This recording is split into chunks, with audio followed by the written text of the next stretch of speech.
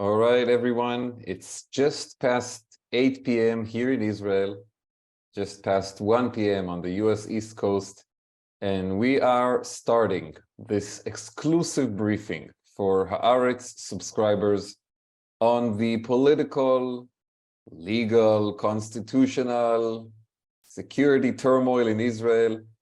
Very, very intense and interesting days here in the Holy Land, and it's an honor and a pleasure to have so many of you, our subscribers, our loyal readers, the people who make our work possible, join us today to hear from two of our best experts, Esther Solomon, the editor-in-chief of Haaretz English, Noa Landau, deputy editor of the Haaretz newspaper at large, about everything that's happening here in the country.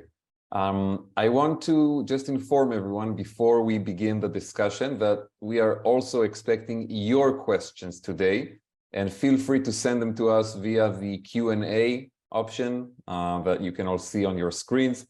I'm going to ask Noah and Esther a bunch of questions. There's really too much to discuss, I have to say frankly, but we'll try to get to all of it.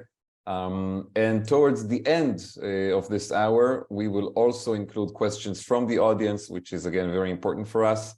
And so please send your questions. We're very excited about this opportunity to have this dialogue with you, our subscribers, our readers, again, the people who make our work possible. And we have had several of these briefings over the past few months with our top reporters and analysts and editors, which is an opportunity for us to bring another dimension of Haaretz's work to you, and also to get your feedback and understand what you are most interested in. So thank you so much to everyone who joined. We're also going at some point today to have a poll about the situation in Israel. I think this is the first time we're doing that, so we'll see how that goes. But before all of the tricks and shticks, let's get, first of all, to the most important issues of the day. Yesterday, the Israeli Knesset passed very controversial and dramatic legislation that reduces the power of the Israeli Supreme Court. I was in Jerusalem yesterday when there were massive demonstrations outside the Knesset against this legislation. Incredible energies, tens of thousands of people in the sun, in the heat, 35 degrees Celsius, 95 or 96 Fahrenheit. I was never good at that exact equation, I have to say. And yet people were out there all day long fighting for Israeli democracy. So Noah, I want to ask you, first of all, what happened yesterday? What is the significance of this bill, this law now, that passed the Knesset yesterday? Hi, everyone. Thank you so much for joining us. And thank you, Amir and Esther. What just happened is a very good question that many Israelis are asking themselves all day long. But what happened is that following 6 months of mass protests and very, very contentious public debate, the ruling coalition passed a law that will limit judicial review, or in other words, the ability of Israeli judges to overrule elected officials' decisions. This law is only one small part of Netanyahu government's plan to weaken the judiciary. And more specifically, this specific law revokes what is known as the reasonableness standard. So this is an administrative law legal tool which allows the courts to block any government decisions on the grounds of severe unreasonableness. But not just the government, it could also be mayors or parliament members. For example, it is used, among other issues, to block corrupt government appointments. So one famous example is that in January, the High Court in Israel disqualified a member of the coalition named Aryeh Deri from serving as a minister because he was convicted for tax evasion. So the law didn't specifically say that in his specific story he couldn't be a minister, but it is highly unreasonable to appoint such a man to the job. But there are other examples also, such as when the High Court allowed in 2018 Palestinians to enter Israel. I think it was about 100 Palestinians to enter Israel in order to participate in a shared Israeli-Palestinian Remembrance Day ceremony. So after the defense minister back then, it was Avigdor Lieberman, decided to prevent them from doing so, the High Court said it was highly unreasonable regarding these specific families. So abolishing the reasonableness standard will basically significantly reduce the judicial oversight of the government and its officials, and will make it much more difficult for the High Court in Israel to intervene when elected officials make very extreme or corrupt decisions. I want to give a personal example that connects to everything Noah described, which has to do with the area of Israel where I live. I live in southwestern Israel, very close to the border with Gaza. And for people who live here, the reasonableness standard is a little more famous, perhaps, than other parts in Israel, because in 2007, there was a very famous Supreme Court decision that basically decided that a government policy of not providing adequate bomb shelters for children in schools near the Gaza border, which is an area that is prone to rocket fire and mortar fire, was extremely unreasonable and basically forced the government's hand to provide bomb shelters for children in schools here. It was an appeal by local residents that the court accepted. And if you remove the reasonableness standard completely, this kind of decision could not have been made. I will also add, there has been criticism over the years about the reasonableness standard in terms of being a little, amorphous and not clearly defined by law. And there were even people from the more center-right who said it needs to be changed and reformed. But what the government is doing now, the law that passed last night, it's not putting limitations. It's not saying, okay, we'll clearly define it. It's basically canceling the ability of the court to use this standard. And in the United States, for example, appointments, which Noah mentioned, most of the important appointments in the government have to go through a Senate confirmation, whether it's ambassadors or members of the cabinet or the heads of important agencies or the heads of the military. In Israel, we don't have that kind of process. So the Attorney General of the country, a very important figure these days, because we are seeing a big debate over law enforcement in the protests, for example, could be just a political appointee who will adhere to Netanyahu's dictations without this very important structure of the reasonableness standard and the buffer that it creates from corrupt appointments. I'm going to ask Esther in a minute about an issue that I'm already seeing in the questions that a lot of our viewers are interested in, which is the crisis within the Israeli military over what's happening in the country. But before that, a quick question to you, Noah. What is the likelihood that the Israeli Supreme Court will strike down this law that passed yesterday? We know there have already been several appeals to the court to intervene, but it's complicated, right? It's not an easy decision for the justices. So maybe first I will add that the amount of times that the High Court in Israel actually used this standard, it's very rare for the court to actually use this. You mentioned that there was a debate for many years. There was a debate in Israel around the use of this specific legal tool, but we're talking about, on average, about 5 rulings a year in the past 10 years. So this is just to show you that the courts did see this as something that they should use rarely when the situation is very views, just as people, but in legal terms. So, regarding your question, if the Supreme Court can actually intervene, well, theoretically, yes, but it doesn't mean that they will do so. So legal experts are debating this at this very moment, because we already saw that there are quite a lot of petitions on the table. Actually, right immediately after the bill was approved, there were already dozens of petitions on their way to the Supreme Court. Even Yair Lapid, the leader of the opposition, said he would file a petition in the coming days. So there's definitely going to be a case around it, but it doesn't mean that the court will necessarily intervene. Yeah, and I will just add that the bar for the Supreme Court in Israel to strike down what we call basic laws is pretty high. I mean, basic laws are the replacement we have temporarily for a constitution here. And this law was an amendment to one of the basic laws, basically that, dealing with the whole issue of the judiciary.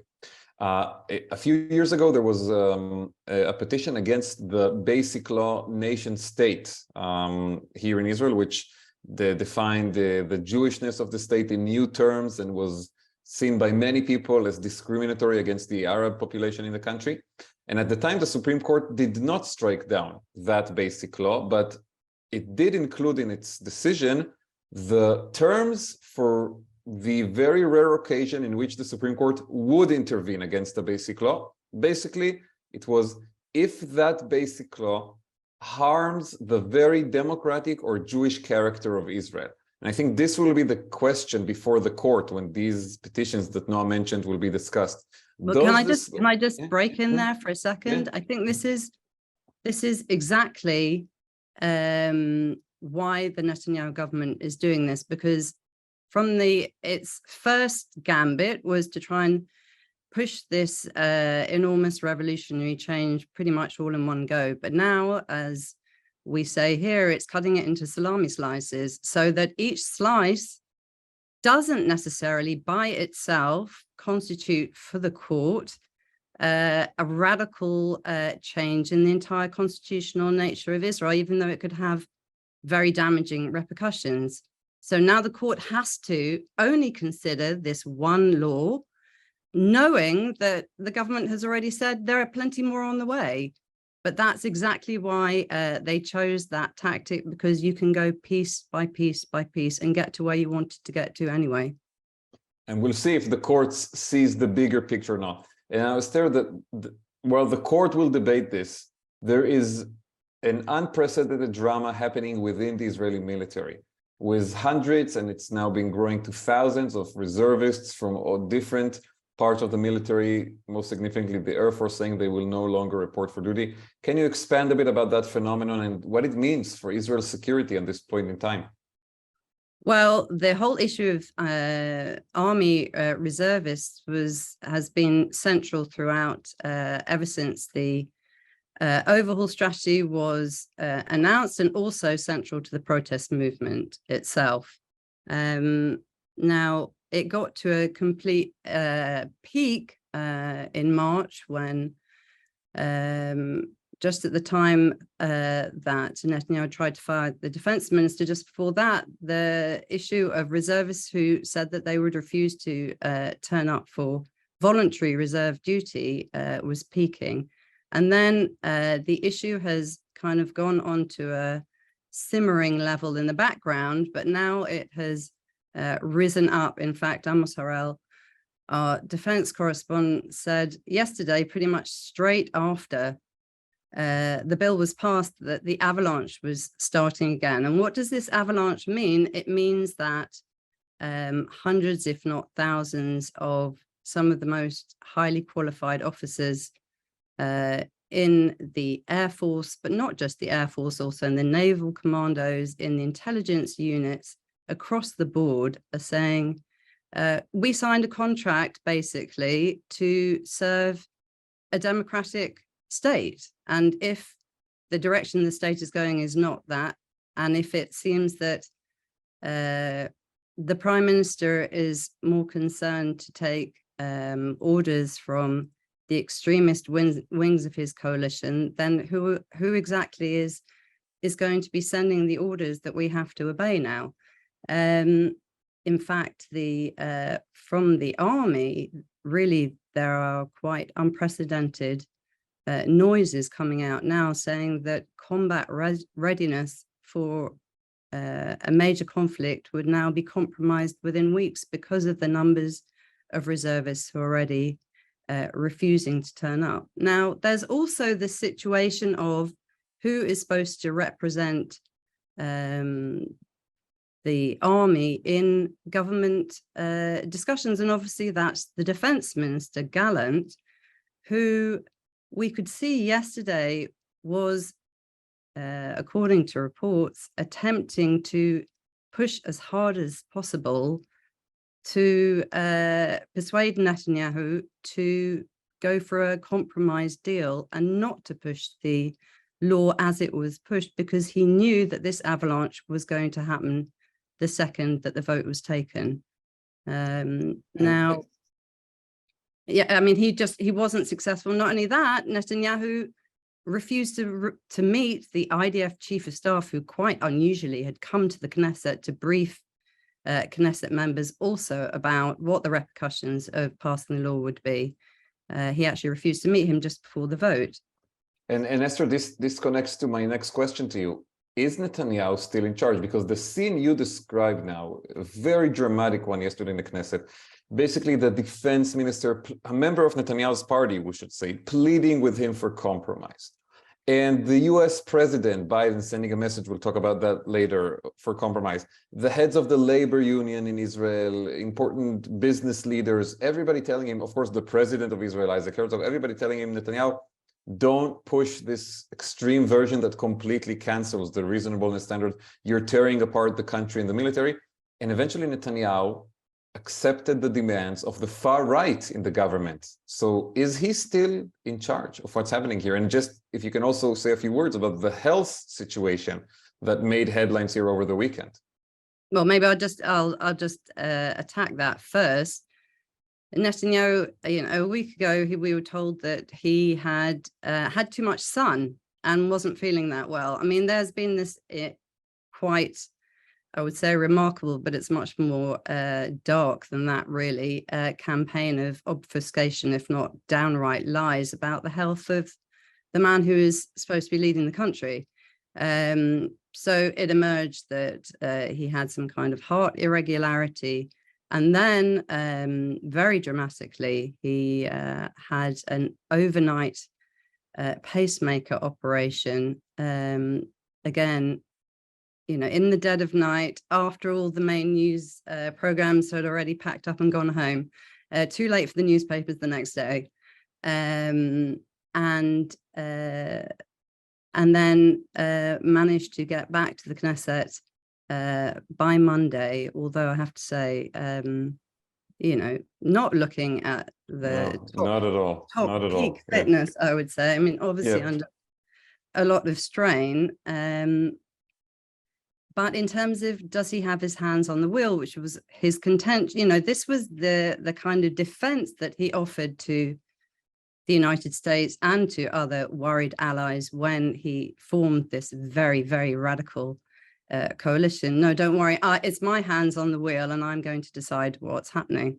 It is very difficult to see that that's really happening. The kind of debate is how much he is a hostage of the extremist elements in his cabinet now. And you could see, visually and viscerally on the television from the Knesset that he was sitting on the one side with Gallant, the defense minister, who was, practically shouting in his ear that he had to do something to stop this vote happening, or at least come to a compromise. You have Yariv Levin, who is the justice minister, and this is his baby, this entire judicial overhaul, standing there pretty much stony-faced, knowing that he'd won the day.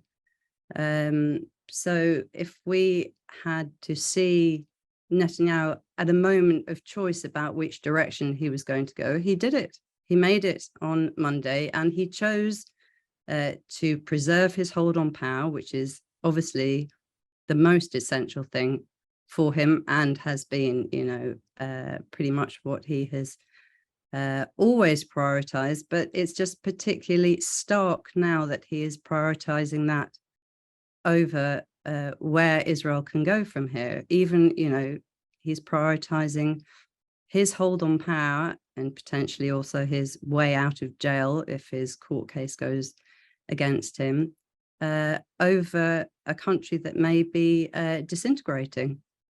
Yeah, that's exactly what a lot of people saw in those moments at the Knesset.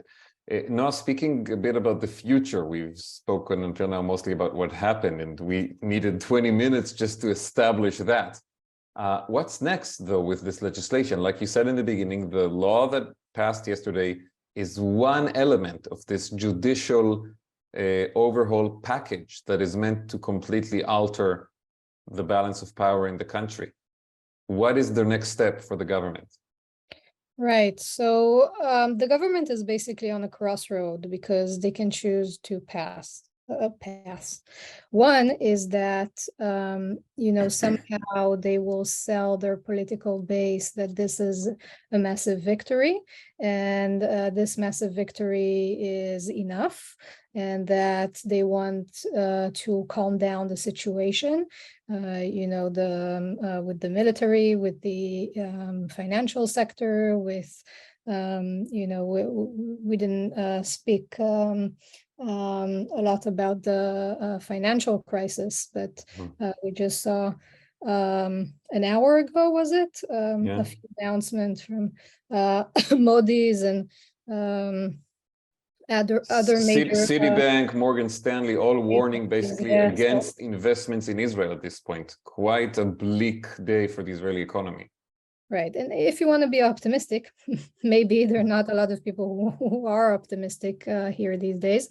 But you can also say, that, well, Netanyahu did promise Biden that this will be, he will only pass this little small law, and then everything else is supposed to be negotiated with the opposition, supposedly. So they can choose that path. They can say, okay, we had our win. It's good enough. That should satisfy the base. Now let's calm everything down. And then what will basically happen is that they will somehow relaunch the negotiations with the opposition at the president's residency. And then hopefully they will just talk about it forever and nothing will happen. But the other scenario, which I'm afraid is much more realistic, is that as some of this coalition's senior officials already said, this is just making it makes them more hungry. It's the appetizer. Yeah, some of them actually said it's like the salad bar before the meal, which is a metaphor that was really upsetting for the protest movement, obviously. And these people, these are very senior members of the government representing the far right. And they're saying it's only the beginning. So what they think will happen next is that they'll go straight to the judges, to the committee that actually elects the judges, which was their number one goal to begin with when they started this. That's their most important goal, and they might just try to do that next. Yeah, and again, this is, I think, very important to contextualize, because there are all kinds of different methods of judicial appointments in different Western countries. Israel has a very unique system with a committee that selects judges that today is balanced between political representatives, basically government ministers and members of the Knesset from the opposition and the coalition, 3 sitting Supreme Court judges, and the lawyers' bar. And their aim is to change the composition of the committee, giving a majority and then the ability to appoint judges without any need for compromise or consensus to the government. Right, or more, just more bluntly, they want to choose the judges, and not only for the Supreme Court, for all the courts. And in this issue as well, we always hear, the coalition claiming, well, this is what they do in the United States. Oh, of course, the system is totally different, but they want to choose their own judges. So that could be, I think, the most dangerous path that they can choose. Yeah, and I think Esther will talk in a second about the American reaction to all of this.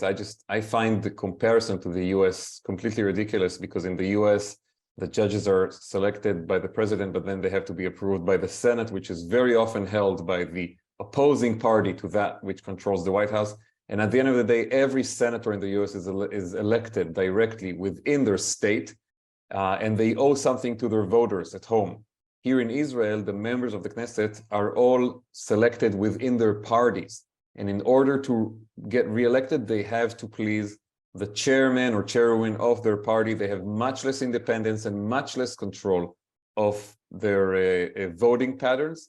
And so completely different reality. So And speaking just, of, I would just say, just to interject, I mean, we have to remember the kind of bigger narrative here, which is that the government uses words like, we're bringing more democracy, we're bringing more justice, while at the same time basically creating the mechanisms to entirely own and capture all of these systems, which is, you know, a basic strategy of right-wing populism. So we shouldn't be, or you shouldn't be, misled by the big words that are being used, because they're not being used in the way that you think they are.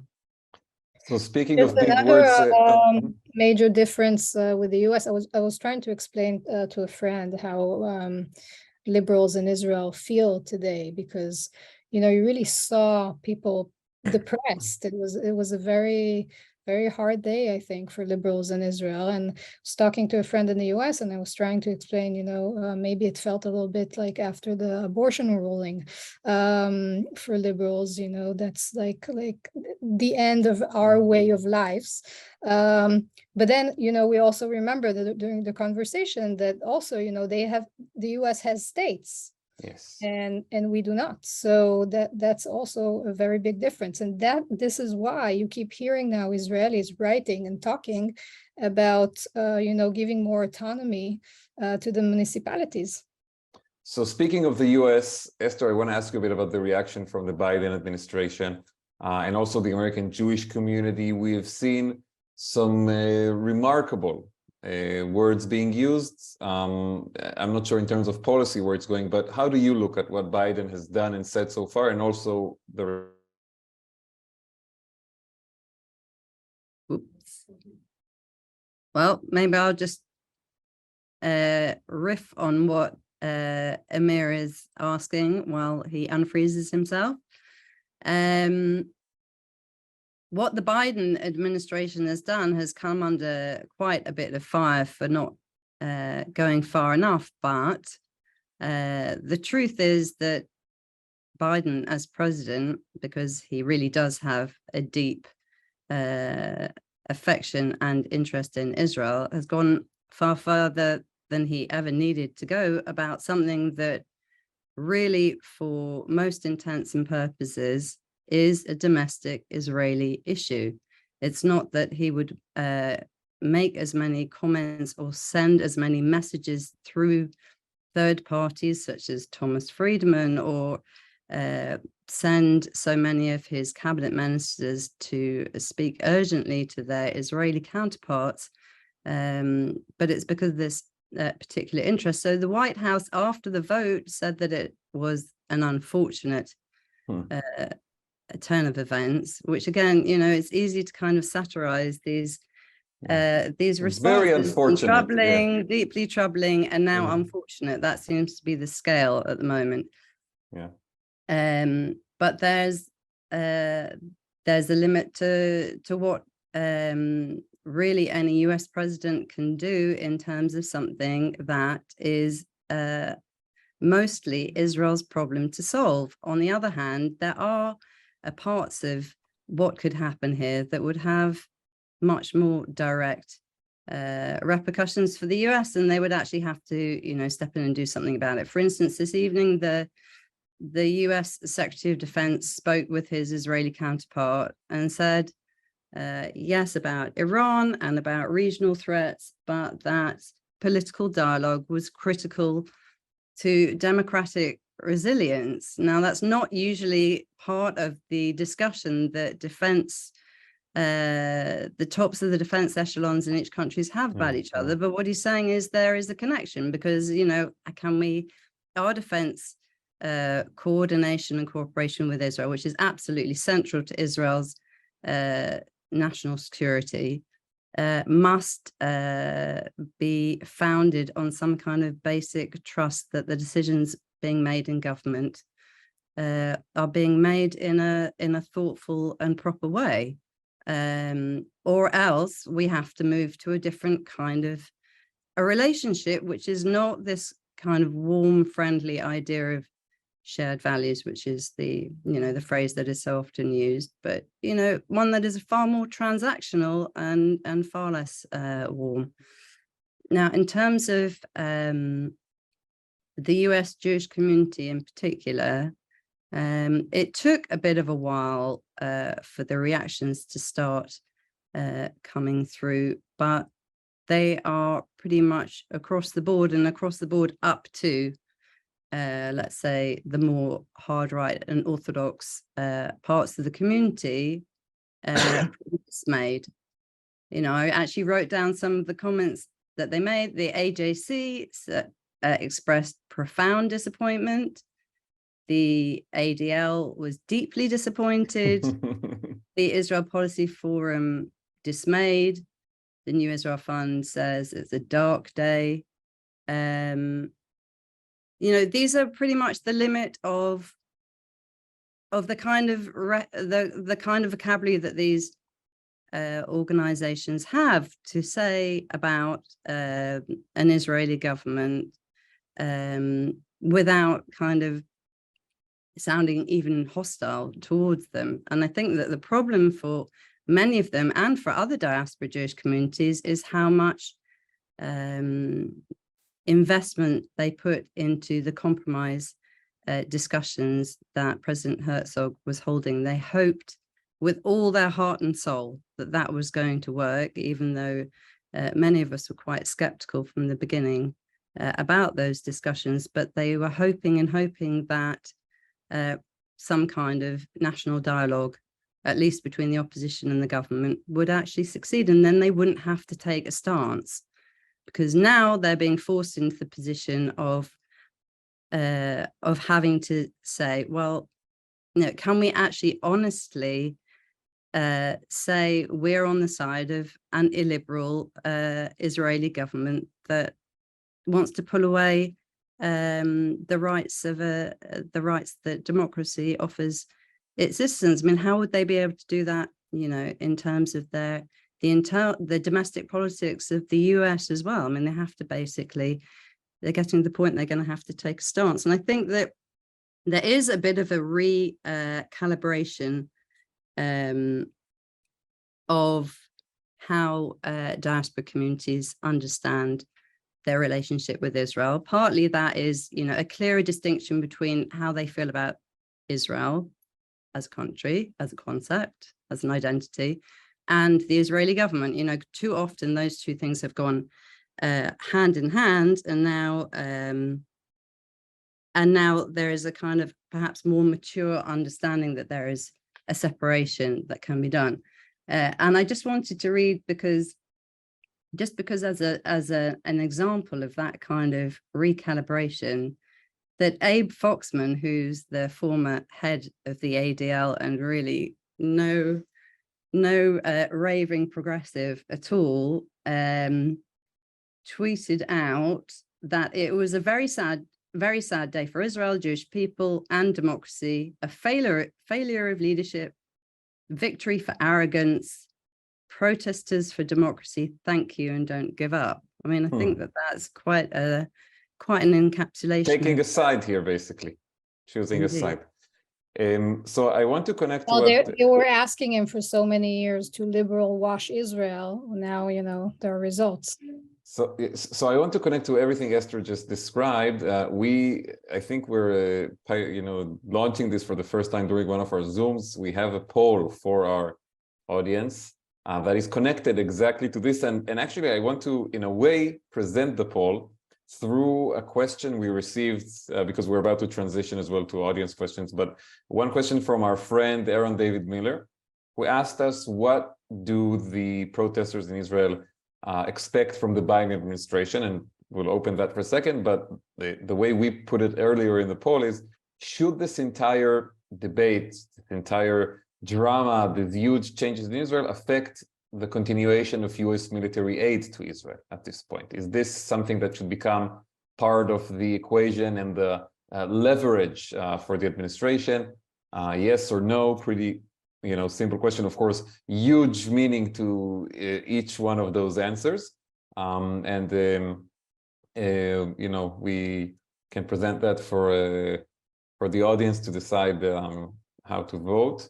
Right now, I see it on my screen as host and panelists cannot vote. So I'm not voting in this poll. But if you want to, you can vote, and otherwise you can minimize the screen. Noa, do you want to take on Aaron's question as the first one we'll be taking from the readers? And friends, I have to say, I'm going to be a little tougher now on the timing because we have a ton of questions from readers. So try to be a little shorter from now on so we can get to more of them. So Noa, what do the Israelis in the streets want Biden to do, apart from saying to Bibi, don't do that, very bad? Well, of course, it depends, which Israeli, because every Israeli wants something else from Biden. But those who are, of course, in the protest movement, I'll answer this differently. I think there's a very interesting phenomena happening now that many things that were considered a taboo for mainstream Israelis, and especially on the liberal center, such as speaking abroad, asking for international intervention, asking questions like, should the U.S.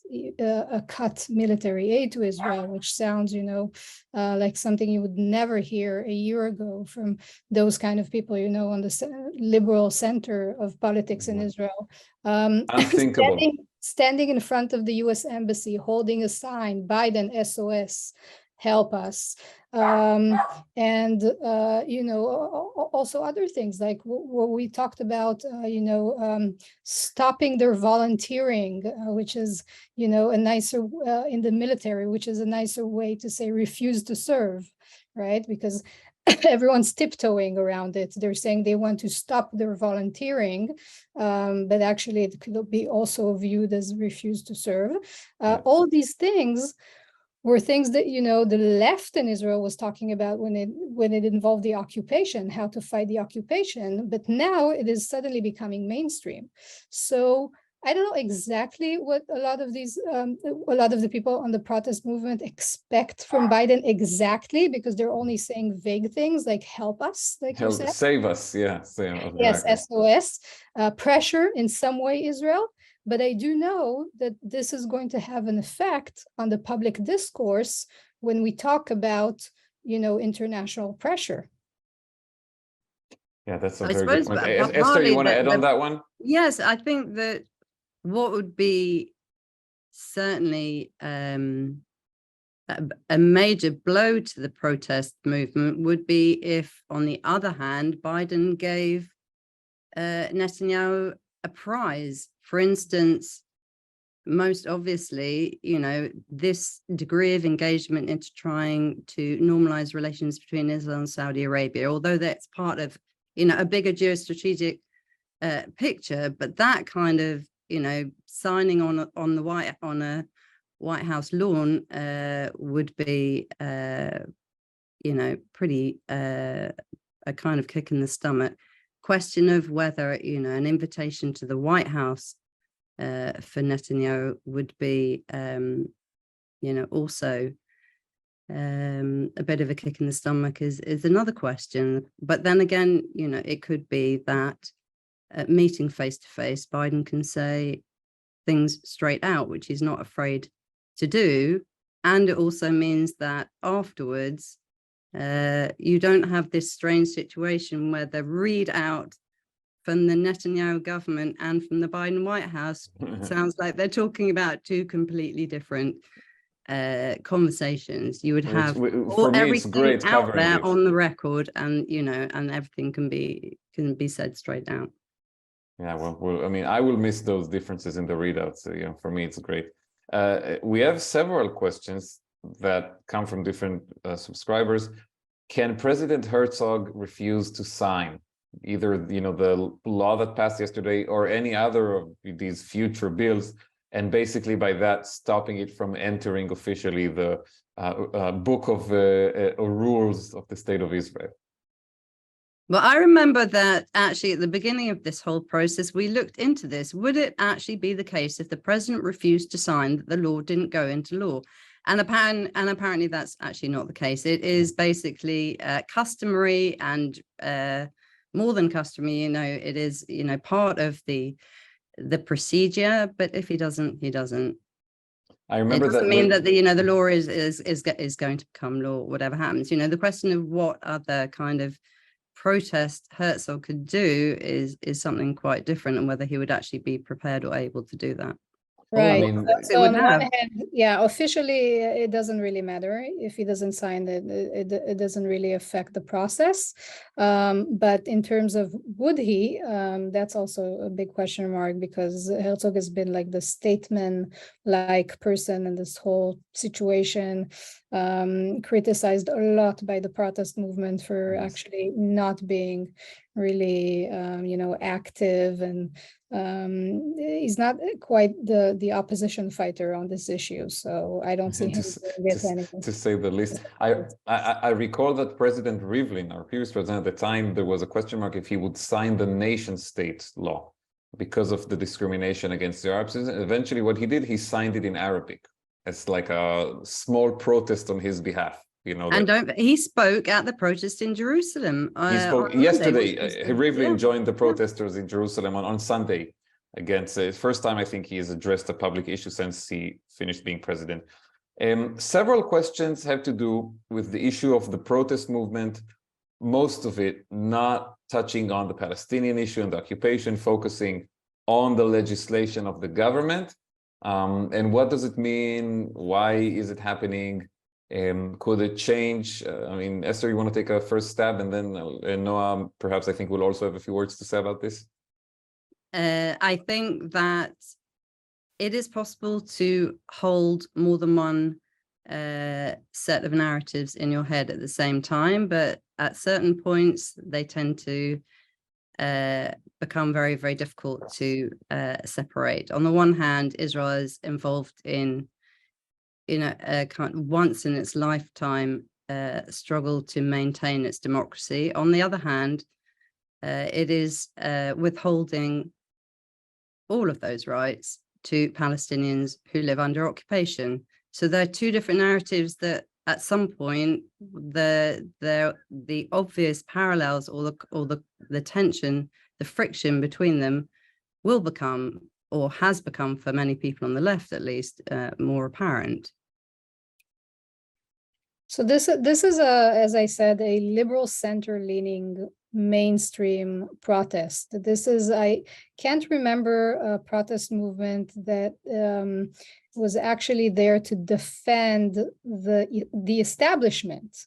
This is not a revolutionary movement. This is the opposite. This is a movement that wants to keep the existing and defend the establishment. The revolutionaries are in the government, you can exactly say. Yes, they're the ones who want to change the system, while the protest movement is very, very mainstream and establishment. It's not a coincidence that we're talking a lot about the involvement of so many military personnel in this protest. And also, if you see all the pictures from Israel and you're wondering why they're holding Israeli flags, then this is because they want to reclaim patriotism, basically. Having said all that, what I mean to say is that this is more of a center-leaning establishment-like movement. It's not a left-wing protest at all. So many on this movement actually think that talking about the occupation actually harms the movement, because it alienates a lot of people who are more center-right-leaning. But there are also voices within the bigger movements. For example, they call themselves the anti-occupation bloc, that do remind the wider group all the time that democracy is not, you can't have democracy and occupation together, and that this is an issue they have to remember, even if they don't, not necessarily all of them want to. And I think all of us see it on a personal level with friends who come to the demonstrations. I have, this spectrum of friends and relatives who are part of this movement. Some of them right-wing, come from Likud voting families, would not have joined it if the focus was more on the occupation, and others who see that as the main failure of the movement and think it should be highlighted more. And it's a difficult coalition to hold publicly. It's a challenging coalition to keep together. And I think the glue, in a sense, that is sticking it together is the government. I think it's time to reveal the results of our poll and see what most of our audience today thought about the question. I saw one person write, it's a complicated question, and I agree. Among our audience, there is a clear majority who's saying that this should impact US military aid to Israel. 21% say no, 6% I don't have an opinion on the issue. Very interesting result, for our audience. And we are going to continue in these exclusive briefings for our readers to do polls and also get your take on issues. Friends, another issue that keeps coming up, and we're seeing it in the questions, what can we do? People who are watching us today from the United States, from different countries around the world, and love and support Israel and want to help this movement are asking, what can we do to help from abroad? Any ideas or suggestions for them? Well, I think, what I've said from the beginning, and I also was trying particularly to gently or not so gently encourage the British Jewish community, which is obviously where I come from, to open their mouths and say something rather than just either wait for it all to blow over or just not to put their head above the parapet, because noise matters. You know, you may not have a vote, you may not be able to, you don't have necessarily access to the inner sanctum of Congress, but the mere statement that you are saying that this matters and you're speaking for yourself and perhaps on behalf of your circle of your community or whoever you're standing with is certainly significant. And I think that, you know, whether or not that will stop the next vote in the Knesset, you know, we're part of a kind of wider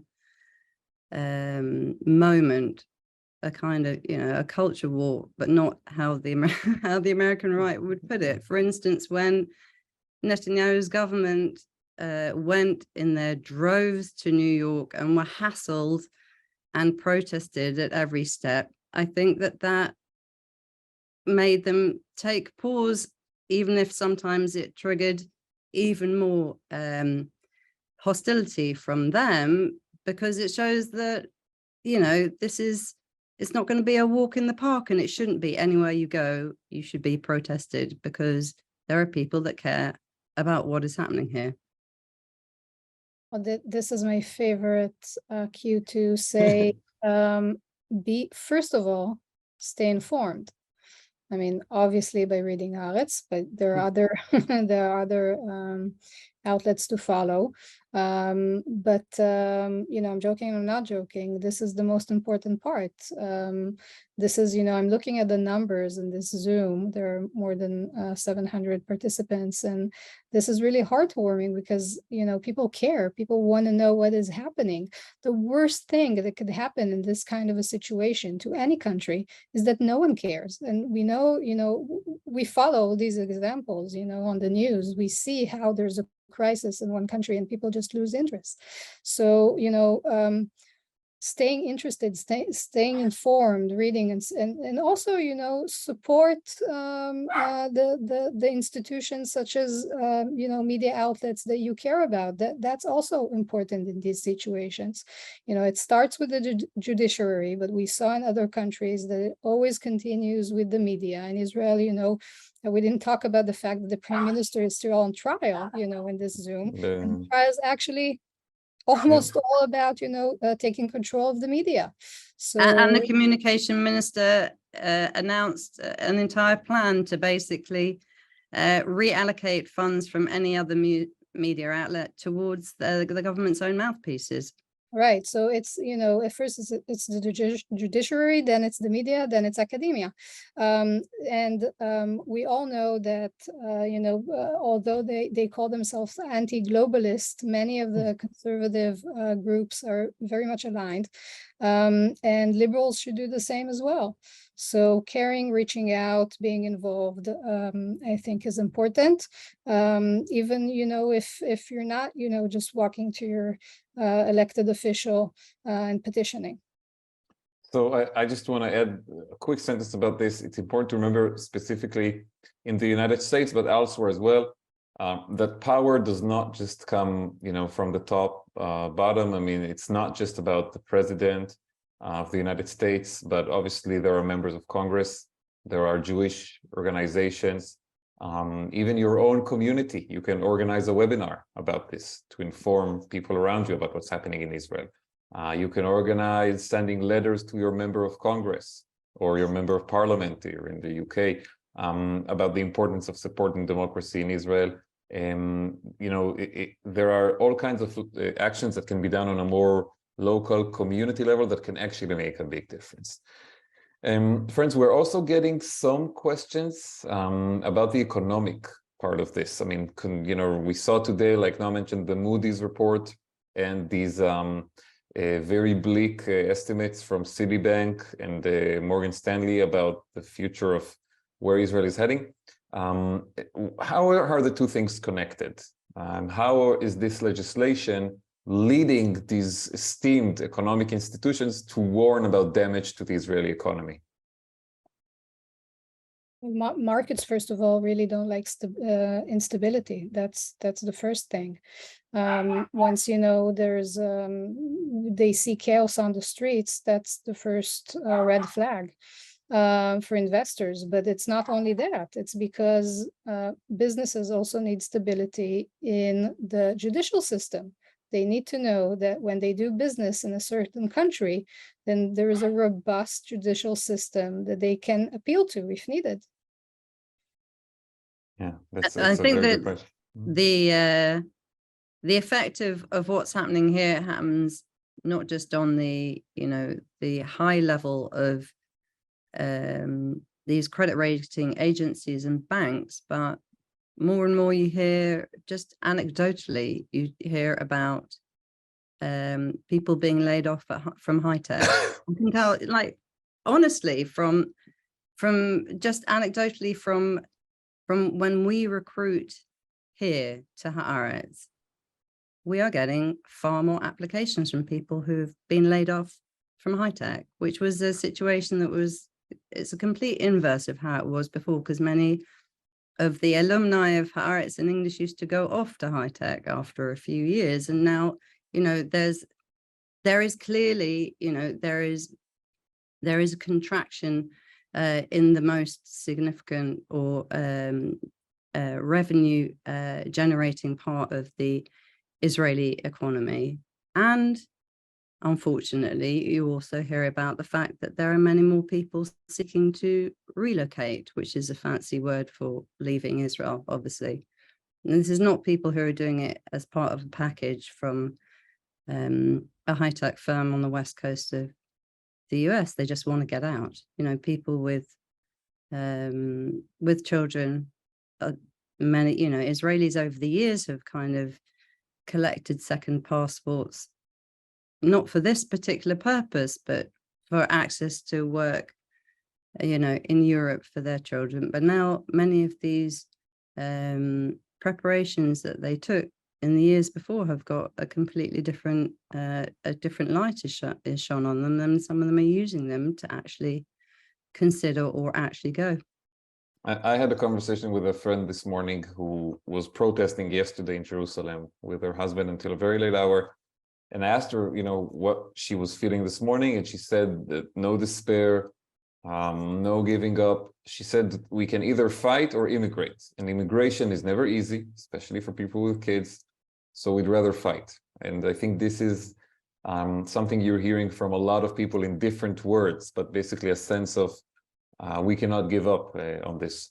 I think we're going to have... On the other hand, Amir, we just saw today on the news that there's a whole group of doctors, about 1,000 doctors, that just, open a WhatsApp group discussing how to escape, basically. That's a relocation group for doctors, which is a big problem. So I think we're going to have one or two more questions, but before that, I do want to let everyone know that as subscribers to Haaretz, you can now also give a gift for a subscription to your friends and family, and basically expose them to our work and get them hooked on the drug that is called Haaretz.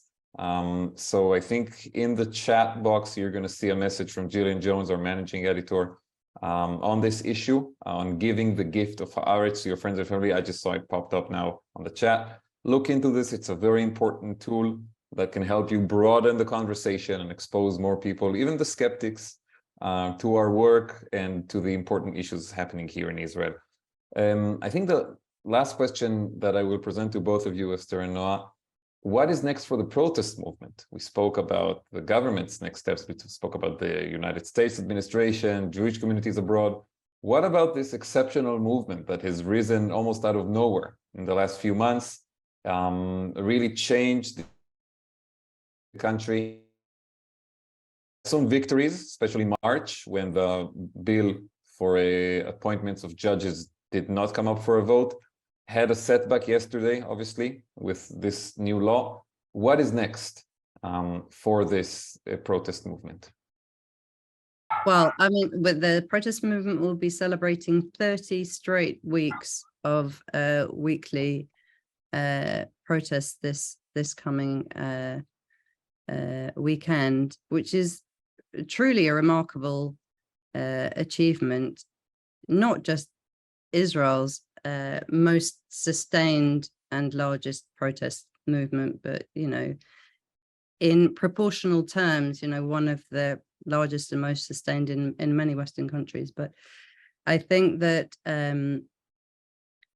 there is this, you know, curious dance between the government and the protest movement. The protest movement now has sufficient infrastructure that sometimes its activities can go down slightly in terms of pace, but then when something requires it to take action and mobilize, it can almost instantaneously, because it is not a movement that is particularly top down. It is very interlinked with through WhatsApp groups and friend circles and family circles. And it has already shown that it can have impact, whether or not it can actually, you know, stop every slice of the legislation or not. The question is, where is it going to ramp up to in terms of civil disobedience? Because we've, you know, got to, you know, a pretty high level of street rallies and protests.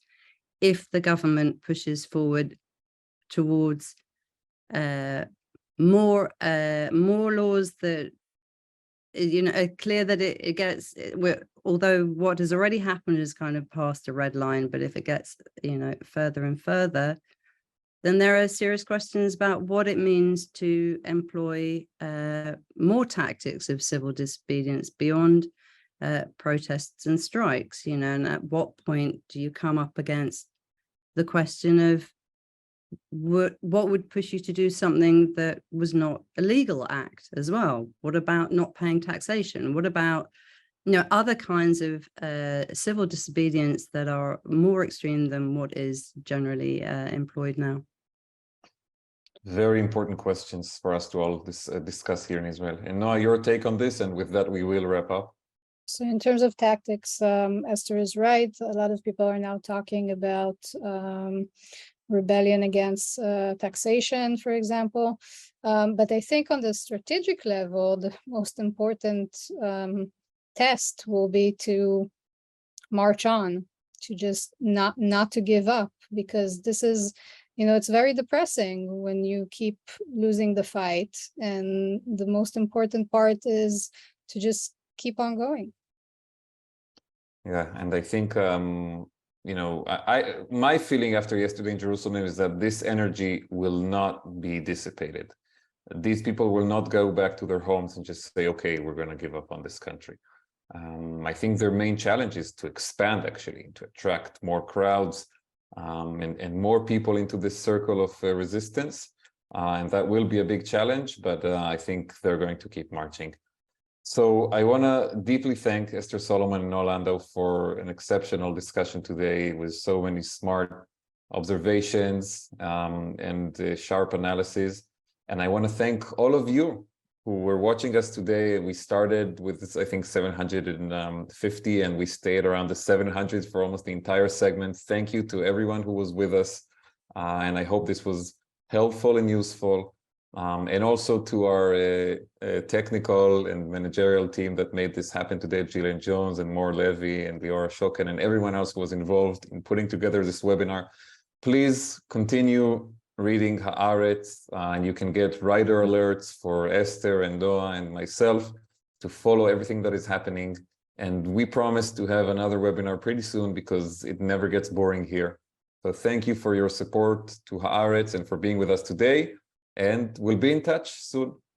Goodbye. Thank you. Thanks.